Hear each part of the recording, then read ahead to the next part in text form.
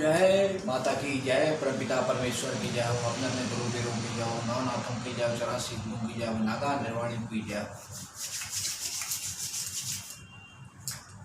आज एक प्रसंग आया है, आजकल बहुत चर्चा चल रही है कि चमत्कार होते हैं या नहीं होते हैं, भगवान है या नहीं है, भूत है या नहीं है ना।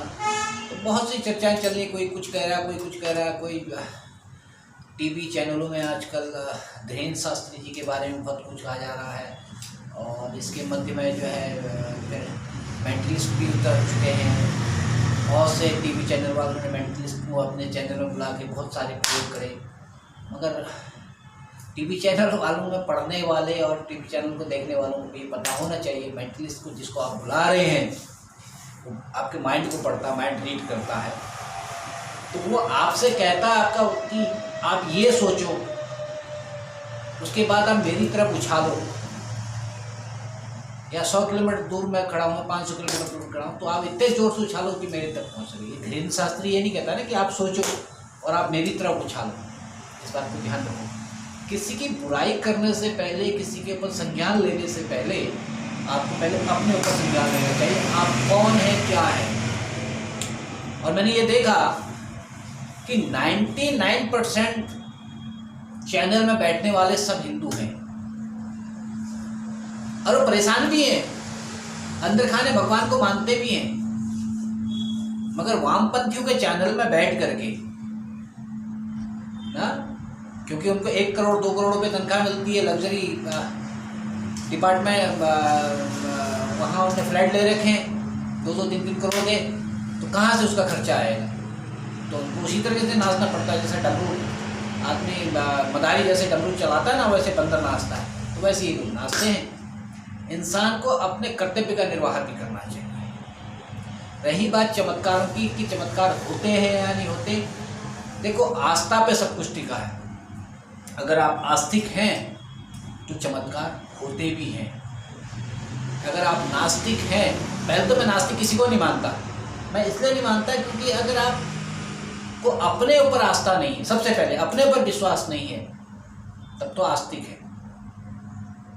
और आपको सब अपने ऊपर विश्वास है तो आप आस्तिक हैं। और इस भूमंडल में कोई भी ऐसी जीवात्मा नहीं है जिसको अपने ऊपर विश्वास नहीं होगा। एक गोबर ले जाने वाला गोबरी कीड़ा कहते हैं हमारे वहाँ गांव में, जो उठ के सवेरे उठ करके वो गोबर को ही साड़ता है, टॉयलेट को ही साड़ता, उसको भी विश्वास होता है कि मैं इसको अपने मंजिल तक ले जाऊंगा। वो धकेल के ले आता है और अपनी मंजिल तक शाम तक पहुंचा देता है। एक चींटी जो एक कण को ले जाती है, उसे भी भरोसा होता है, अपने वजन से ज़्यादा ले जाती है, वो कई बार गिरती उड़ती पड़ती है तो अपनी मंजिल तक ले जाती है। पहला विश्वास होता है, तब परिश्रम आता है उसके पीछे। इसलिए कभी भी अंधविश्वास वाली बात तो आती ही नहीं कहीं, अंधविश्वास तो है ही नहीं। अंधविश्वास कहते हैं किसी के पहले इसका प्रारूप समझ लीजिए।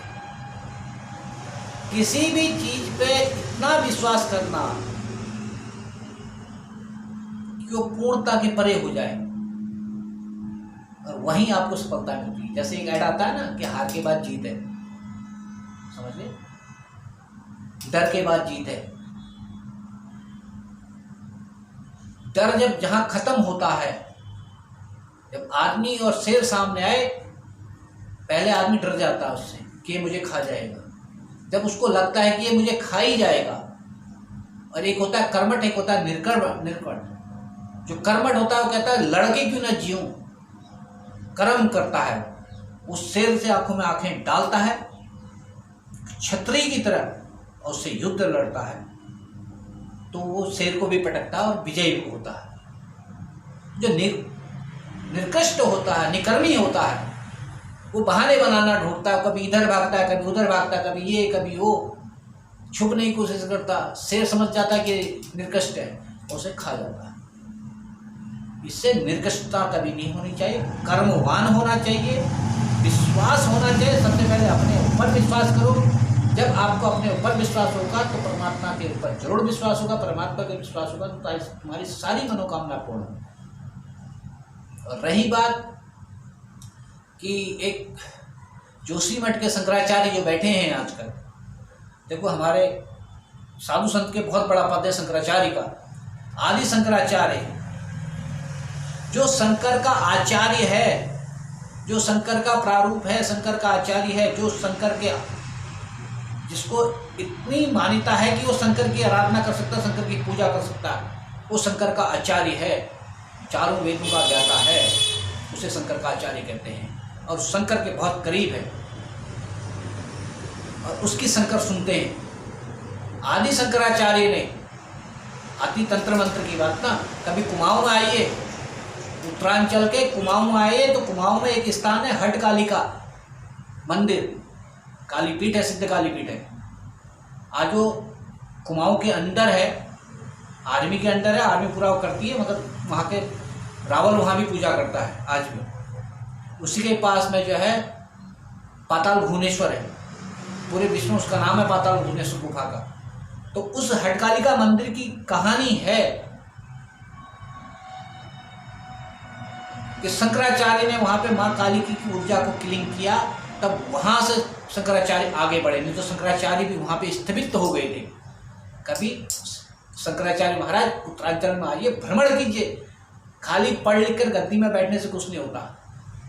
भ्रमण कीजिए संसार का, तब गद्दी में बैठिए, तब आप धर्म को समझ पाएंगे। धर्म खाली पढ़ने से नहीं आता समझ में, भ्रमण करने से धर्म समझ में आता।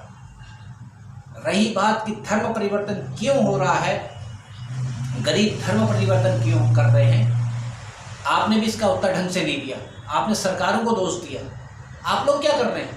आपके पास भी तो करोड़ों की संपत्ति आती है, आप चारों मठों के उत्तराधिकारी, आपके अरबों की संपत्ति है। आपने कभी सोचा किसी गरीब के साथ में बैठ के भोजन कर सकते हैं आप? कभी नहीं कर पाएंगे। किसी अनुसूचित जाति के साथ में बैठ करके आप भोजन कर सकते हैं? कभी नहीं कर सकते हैं। आपका ब्रह्मत्व तो साथ में आएगा, आप कहेंगे मैं तो जिन्हें उधारी हूँ, मैं तो ये हूँ, मैं तो वो हूँ। यही कारण है हम हिंदुओं का, जहाँ पे हमने जाति प्रथा रखी और वहाँ पे प्रावर्तन शुरू हुआ। जिनको हमने अछूत कहा, जिनको अपने पास बुलाने से कतराया, जिनको छूने से हमें अछूतता आई। संन्यास देते समय भी आप लोग ढूंढते हैं कि ये पूरे जन्म में किस घर का है, इसको कौन सा पद दिया जाए, कहाँ पे रखा जाए। तो क्या फायदा उस संन्यास का? वो घर गृहस्थ छोड़ के आया संन्यास लेने, और वहाँ भी आप उससे पहले पूछते हैं कि तेरा घर कौन सा है, कहाँ है, किस जाति का, किस पंथ का, किस घर का है, किस बार का, किस गांव का, किस प्रदेश का, तेरे पूर्वज क्या है, तब जाके आप जो है उसको संन्यास देते हो।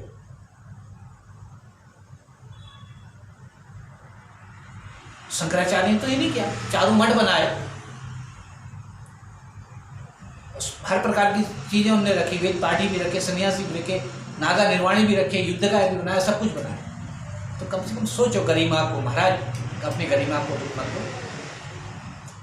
तंत्र मंत्र यंत्र सब होता है। अगर शंकराचार्य के पास तंत्र मंत्र नहीं था तो उन्होंने माँ को क्लीन कैसे किया? उस स्थान आज उनका नाम है, उस ऊर्जा को कैसे क्लीन किया?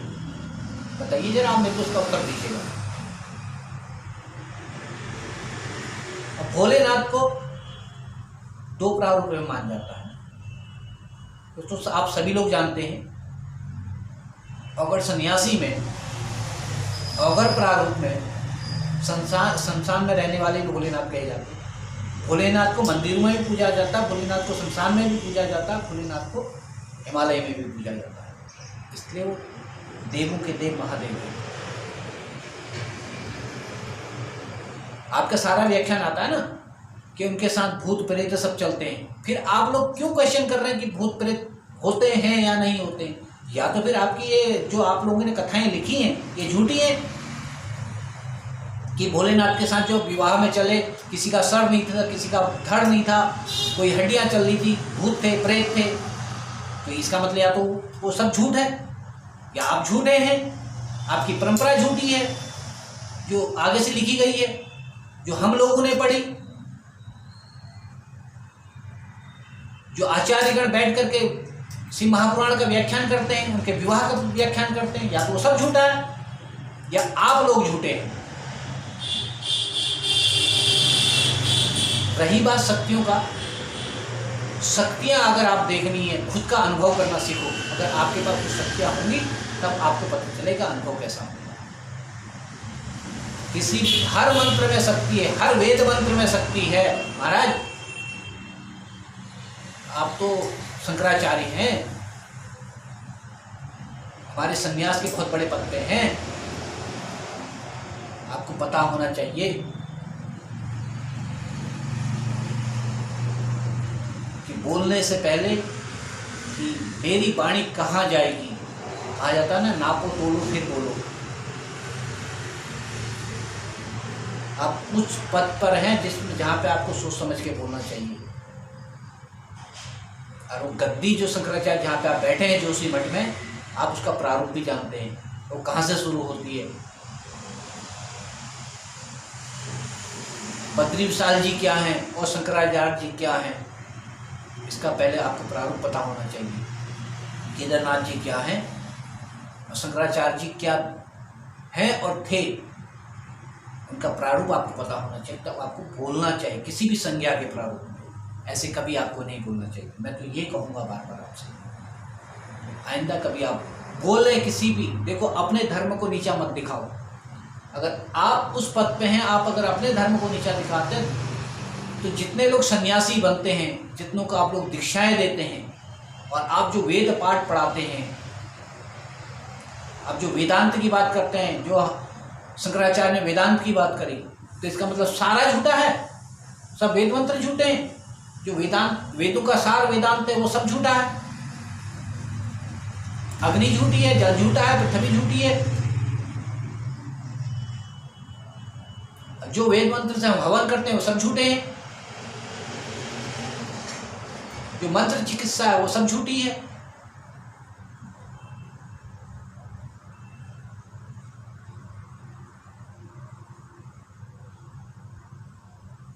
महाराज चमत्कार के लिए मैं भी खड़ा हूँ। मेरे साथ चमत्कार हुआ जब मैं 9 साल की उम्र में था। हमारे वहाँ एक MSc फर्स्ट क्लास नैनीताल से थे, उनने अपने गुरु से दीक्षा ली थी। तो उस समय उनके वहाँ, मैं 90 की बात कर रहा हूँ, उस समय उनके वहाँ 300-400 लोगों की भीड़ लगती थी। वो सिर्फ गायत्री मंत्र का प्रयोग करते थे, पानी से छाड़ते थे। आज भी करते हैं, मतलब वृद्ध हो गए, मिलते नहीं है किसी से। कुछ ऐसे लोग हैं विलुप्त हैं जो नहीं मिलते, अपना ध्यान योग आज भी करते हैं। अब आई थिंक 84-90 की एज के हैं। मैं चल फिर नहीं पाता था, 6 महीने बिस्तर में ऐसे रहा था। 6 महीने 2 चम्मच सिर्फ जूस पिया करता था। मेरे माँ बाप सब रोने लगे थे, गांव के सब रोने लगे थे कि ये चला गया। जिस दिन मुझे उठा के लाए थे, 4 पाई में उठा के लाए थे, तब जाके एम्बेसडर कार में रखा था मुझे। और वहाँ से लेके यहाँ तक आने तक में मैं एम्बेसडर कार चलाने वाले को गाली दे रहा था कि कैसे हीरो, तो मेरा पूरा बदन दर्द होता था, चीखता चिल्लाता था, सूख के हीरो हो गया था। आज मैं आपके सामने खुला कह रहा हूँ, मेरे साथ चमत्कार हुआ, तब मैं इस लाइन पर आया हूँ। तंत्र मंत्र को इसलिए मानता हूँ, गुरु की कृपा तो अलग है, उनके तो विख्यान है, पूरे विश्व में प्रसिद्ध है। जब उनके वहाँ लाए थे तो उस समय नेपाल का एक मोटा चप्पल चला करता था, किसी को मोमडन को झाड़ रहे थे उस समय, उसके बच्चे नहीं होते थे, उसको पानी के छींटे मार रहे थे। सब लोग जमीन में बैठा करते थे, ऊपर पटखाट में बैठते थे। तो उनके वहाँ धर्म जाति नहीं थी, कुल के ब्राह्मण हैं, ये भी बता देता हूँ आपको। उन्होंने बाद में मुझे देखा, कहा कि यहाँ पर लिटाओ इसको। बिम्ब था, छत पर की बरामदा होता उसका बिम्ब था, वो आज भी है। ले जाके दर्शन करा सकता हूँ आपको, महात्मा से आज भी हैं। शादी नहीं करी, भाई लोग सब गृहस्थी, उन्होंने शादी नहीं करी, ब्रह्मचर्य में रहे। उनने मेरे को यूं बैठा, पैर तो मेरे मुड़ते थे, ऐसी था, और मैं रो रहा था, बहुत चिल्ला रहा था। उस चप्पल को उन्होंने 3 बार धरती पे मारा था, 3 बार धरती पे मारा, और करंट पड़ा पूरा शरीर पे, ऐसा लगा कि जैसे करंट हुआ, झड़ करके। उनने जग उठाया, स्टील का जग हुआ करता था, उठाया, कहा जा बेटा पानी भर के ला। और मैं उठा, 150 मीटर दूर पे अंडरग्राउंड टैंकी थी पानी की, जो गांव के लिए पहले गांव में बना करती थी। 10 सीढ़ियाँ नीचे जाके पानी भर के लाया, और सब ने देखा चमत्कार, और वो मेरा जीवन है। आज मैं उठ के बैठा हूँ। जो कि मेरे माँ बाप ने सारे, मेरे फादर जो हैं पैरा कमांडो से रिटायर हैं, सारे हॉस्पिटल देखे थे। सब डॉक्टरों ने, आधे डॉक्टरों ने तो कहते हैं इसकी हड्डी टूट गई, ये कभी उठ नहीं पाएगा, बैठ नहीं पाएगा, चल नहीं पाएगा। समझ गए? तो मेरे साथ चमत्कार हुआ है, मंत्र चमत्कार हुआ है, तो वो मैं व्याख्यान दे रहा हूँ। ये कोई वो नहीं है, सब लोग जानते हैं इलाके में। इसलिए कभी मंत्रों को छोटा मत समझो।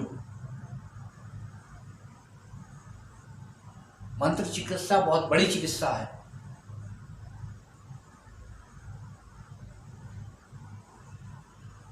मंत्र तंत्र यंत्र से बनकर ब्रह्मांड बना है महाराज। हनुमान जी भी पूरा उठा लाए थे ना पर्वत।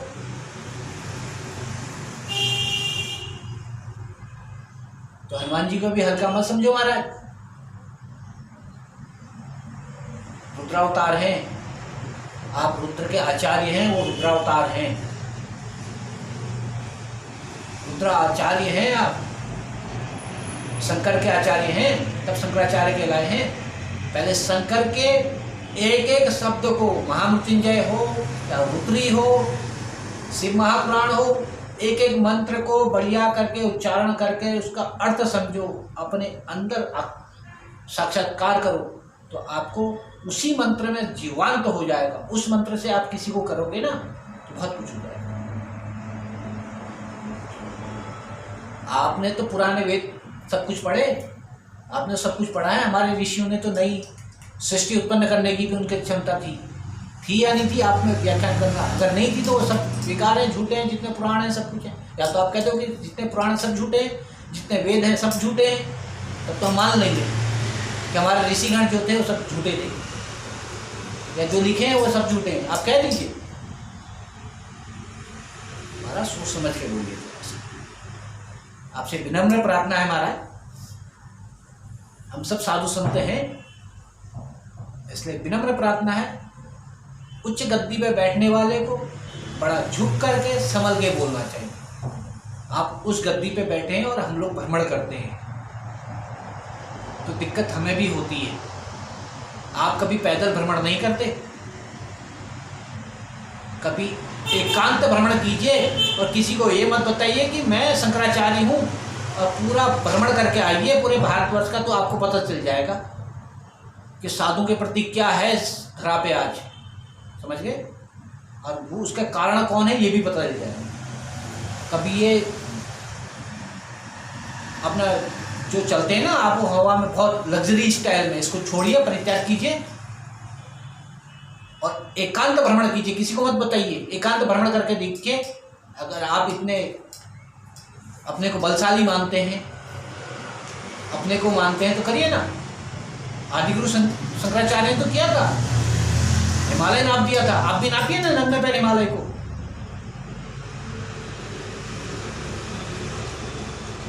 किसी को ले जाने की जरूरत ही नहीं है, आप भी नापिए, उस हिमालय को नापिए ना, तब पता चलेगा हिमालय में बर्फ में चलना कैसा होता। बैठ के देखिए ना। अब जोशीमठ में क्यों बैठे हैं? केदारनाथ चले जाइए, आज तो बर्फ पड़ रही, बर्फ में बैठ कर तपस्या कीजिए ना। आपकी तो कुटिया है वहाँ, बद्रीनाथ में कुटिया है, बद्रीनाथ में रहा कीजिए, नीचे क्यों आते हैं? आपको पता चलेगा। हमारे भगवान के करीब रहिए, भगवान से दूर नहीं, ठीक है? इसलिए आज का प्रसंग थोड़ा आहत भरा था, इसलिए थोड़ा दिल को ठेस पहुंची, इसलिए मैं सामने आया और मैंने कहा 2 शब्द कहूं। और अपने सनातन परंपरा से, अपने साधु सन्यासियों से, नागा निर्वाणियों से सबसे प्रार्थना है, एकजुट रहिए, एक धर्म में रहिए, कोई ऊंच नीच खत्म कीजिए। यहाँ भी नागा निर्वाणियों में भी आपस में लड़ाई है, नाथों में भी लड़ाई है। नागा लोग नाथ को छोटा समझ रहे हैं, नाथ लोग नागा को छोटा समझ रहे हैं। क्या है? वस्त्र पहन रखे, पंथ है, और आपस में द्वेष भाव है, तो क्या है? द्वेष कहाँ जाएगा? फिर आप दूसरे धर्म की तरफ कहते हैं। लड़ाइयाँ सारी जगह हैं,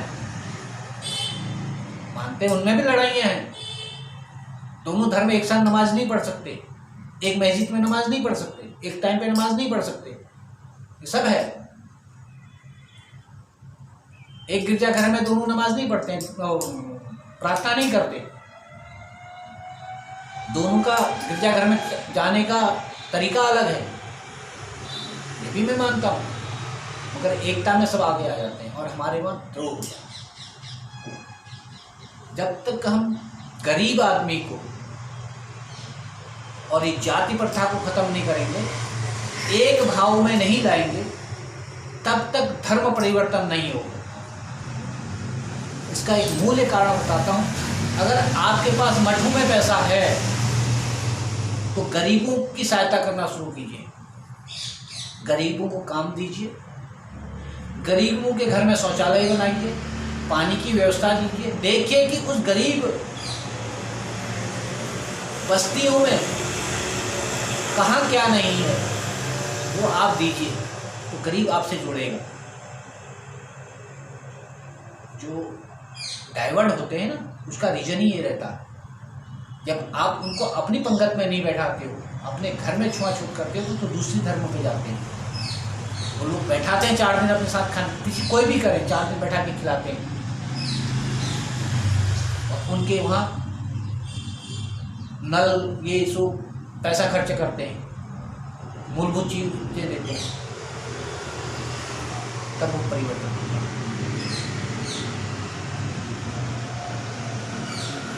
कभी कुमाऊं में आइएगा, नारायण आश्रम है स्वामी नारायण जी का। आजादी से पहले उनने जो किया उस परिक्षेत्र में,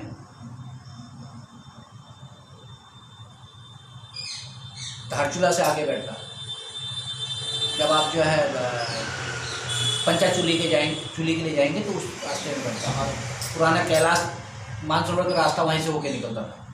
उस क्षेत्र में क्रिश्चियनिटी आज़ादी से पहले बहुत थी, तो उन्हें उस समय में जो है पैसा अपना लगा के स्कूल खोले और धर्म परिवर्तन को बचाया था।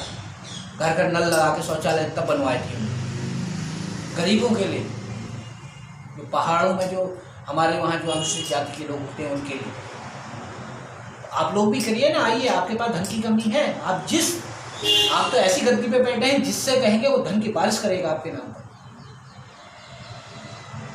आप तो ज्योतिष में महान होंगे, आपको तो एक एक चीज का उंगली पे आना चाहिए, वेद उंगली पे आनी चाहिए, ज्योतिष आपके उंगली पे होना चाहिए। आप तो किसी का देखते ही आपका उसका डेट ऑफ बर्थ और सब कुछ बता सकते हैं उसका। शंकराचार्य वो है, मृत्युतुल को भी टाल सकते हैं, शंकराचार्य वो है। मृत्यु को टालना नहीं, मृत्युतुल योग को टालना, जो महामृत्युंजय करता। आपने तो महामृत्युंजय पता नहीं कैसे किया होगा, आपको तो सिद्ध होगा, आप तो कर सकते हैं, चुटकी बजाते हैं किसी को प्राणवायु दे सकते हैं। आपने तो सिद्ध किया है तो सिद्ध तो कीजिए, उसका प्रभाव का पता चलेगा किसी मंत्र शक्ति का जब सिद्ध आप करेंगे। मैं तुच्छ प्राणी हूँ, तुच्छ छोटा सा बालक हूँ, महाराज आप बहुत बड़े हैं, आप राजा हैं, मैं प्रजा हूँ। तभी मैं आपको बता रहा हूँ मंत्र शक्ति के बारे में। आप देवभूमि में बैठे हैं, इसे उत्तराखंड कहते हैं और देवभूमि कहते हैं। यहाँ पैदा वही होता है जो पूर्व जन्म का अच्छा कर्म करके आता है। ये देवताओं की भूमि है, ऋषियों की भूमि है, और यहाँ कुछ समय काटने को उसको मिलता है जो पाप मुक्त होकर के देवस्थ रूप में आ जाता है, ऋषि रूप में आ जाता है। और यहाँ आकर के भी अगर इस भूमि में आकर उसने कर्म कांड अपने गलत कर दिए तो समझ लीजिए पतन हो गया, अगला जन्म तो गया। आप कहते हैं ना कि पूर्व जन्म होता है हमारा, हमारे हिंदू धर्म में पूर्व जन्म माना गया है। कर्म को भी आप मानते हैं, कुछ करने कुछ पूर्व जन्म के भाग कहते हैं ना, कुछ पूर्व जन्म का भाग भी कहते हैं, तो वो जाएगा महाराज, सोच समझ के जाइए। इसलिए आप सबसे कहूँगा कि आगे से अगर ऐसा कुछ हो तो आप एकजुट रहें, एक दूसरे का साथ दें और जाति प्रथा का विरोध करें, सबको एक समान से देखें, पंगत में एक साथ बैठाएं, प्रेम भाव फैलाएं, प्रेम की गणना करें, बहुत बढ़िया रहे, अति उत्तम होगा। हर हर महादेव, आदेश, जय माता की, सब खुशी रहें, अपने माँ बाप की सेवा करें, अपने गुरु पुरों की सेवा करें। जय माता की, आदेश शंभु आदेश। जय जय बचे रहो।